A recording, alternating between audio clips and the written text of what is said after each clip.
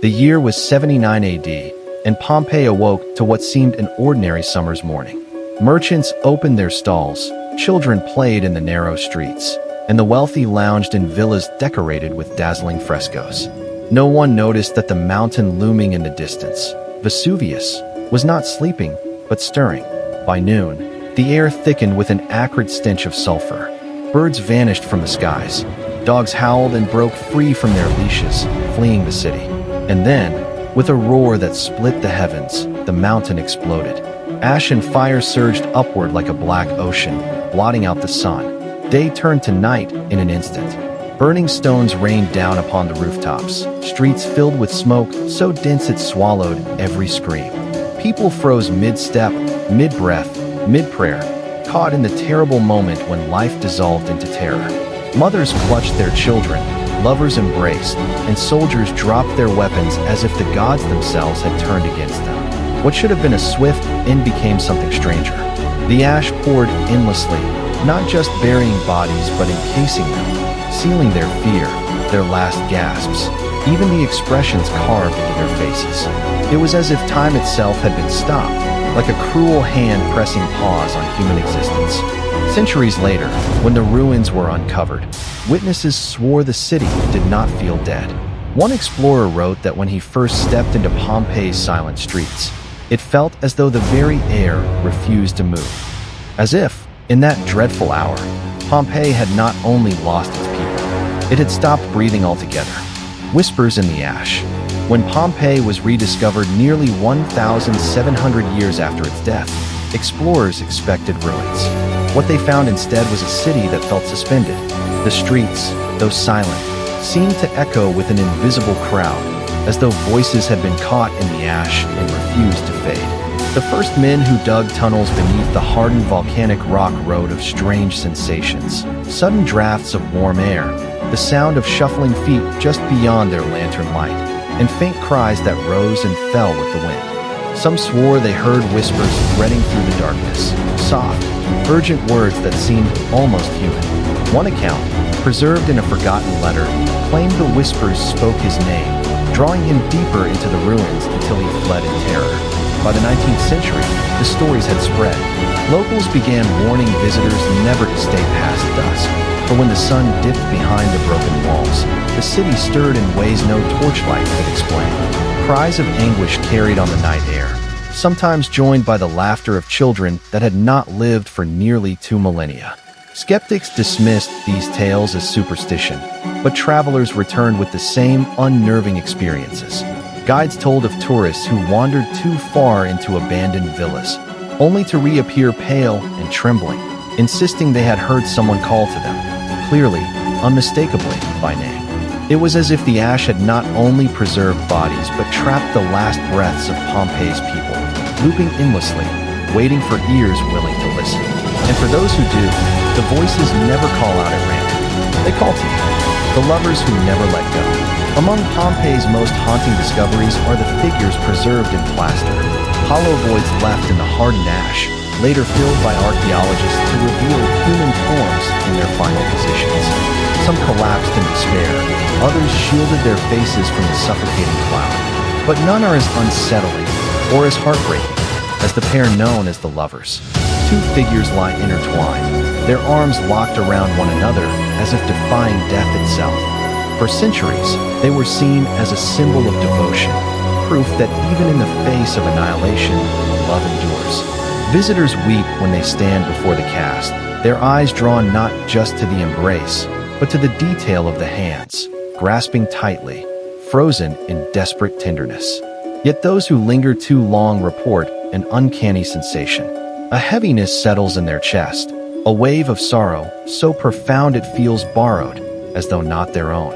Others speak of sudden warmth, a rush of longing so intense it steals the breath, leaving them trembling in confusion. Guides insist the lovers have a presence, an aura that reaches out to anyone who dares witness their eternal embrace. In recent years, researchers conducted a thermal scan on the casts, curious to study the preservation.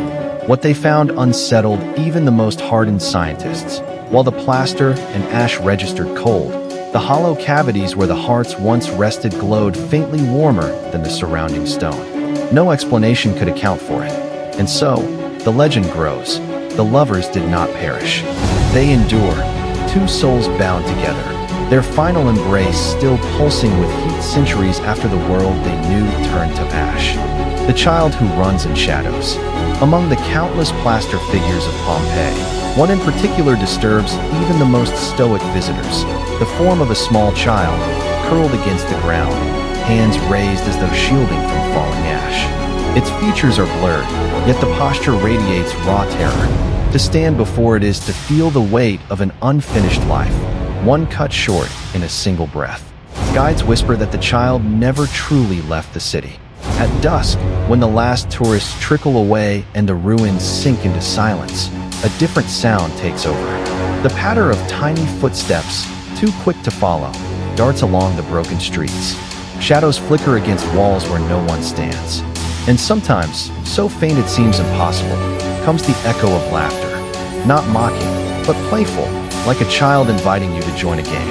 Many dismiss this as imagination, yet seasoned caretakers tell a darker tale. They speak of visitors who feel a tug on their clothing, a brush against their hand, only to turn and find nothing there. Others, while wandering into empty houses, have been startled by a shape darting past a doorway, small, fast, and gone before they can blink. One paranormal investigator left a recorder inside a collapsed villa overnight. When he played back the tape, the group expected static, maybe wind. Instead, they heard a single word whispered in a child's voice. Hot, bright, and chilling in its clarity. The living frescoes. Pompeii was a city of color. Villas and public halls were adorned with frescoes that told stories of gods and mortals, banquets and battles, life and luxury. Even after centuries buried under ash, some paintings retained a startling vibrancy, as though the artist's hands had captured more than mere pigments. They had trapped a pulse of life itself. Visitors often feel eyes following them along the cracked walls, drawn to faces that should be static. Figures in dancing scenes twist subtly when no one looks. And in quiet rooms, some swear the painted servants in banquet halls breathe softly, exhaling ash-laden air. Scholars have dismissed these experiences as tricks of light or imagination. But the pigments themselves tell a stranger tale. Tests revealed traces of human ash embedded in the colors, fused to the wall during the eruption. The effect is uncanny. Those who linger too long report a sense of being watched, of being measured by eyes that have seen their own death in centuries of silence. One tourist claimed a painted nymph reached out a hand toward her reflection in a shard of mirror left on the floor, as if attempting contact with the living. Another swore a painted dog barked, though no other human or animal was present. Pompeii's art does more than decorate, it remembers. And sometimes, it seems to remember too much, the echoes of a city that will not rest, forever replaying the final movements of a life trapped in ash. The curse of the relics. For centuries, Pompeii's treasures have tempted the living. Small objects, jewelry, coins, fragments of pottery, were often taken by curious tourists, historians, or tomb raiders hoping to hold a piece of the ancient city in their hands. But those who removed even the tiniest artifact rarely escaped unscathed. Reports began quietly. A man who pocketed a small bronze figurine awoke screaming in the night, his skin blistered with unexplained burns. Another, who lifted a ceramic cup, suffered relentless nightmares of ash choking his lungs, of hands clutching his throat, of voices whispering his sins. The objects always returned, sometimes mailed anonymously, sometimes slipped back into museum displays by trembling hands, along with frantic apologies scribbled on scraps of paper. Letters and diaries described more than mere misfortune. Illness, fire, and unshakable dread followed those who tried to claim Pompeii for themselves. And curiously, some of the returned relics were not even listed in official records, as if they had never existed. Hidden pieces of history that refused to be possessed. Locals tell a warning. These objects carry a fragment of the city's soul, a shard of the ash that binds its victims. To take them is to invite Pompeii's judgment. Even today, guides caution visitors not to linger too long near exposed artifacts. whispering that the city remembers every hand that reaches for its treasures, and some hands never let go. The ghosts who guard the city. Pompeii is more than a collection of ruins. It is a city that defends itself. Archaeologists and excavation teams have long reported a pattern of accidents that cannot be explained by mere chance.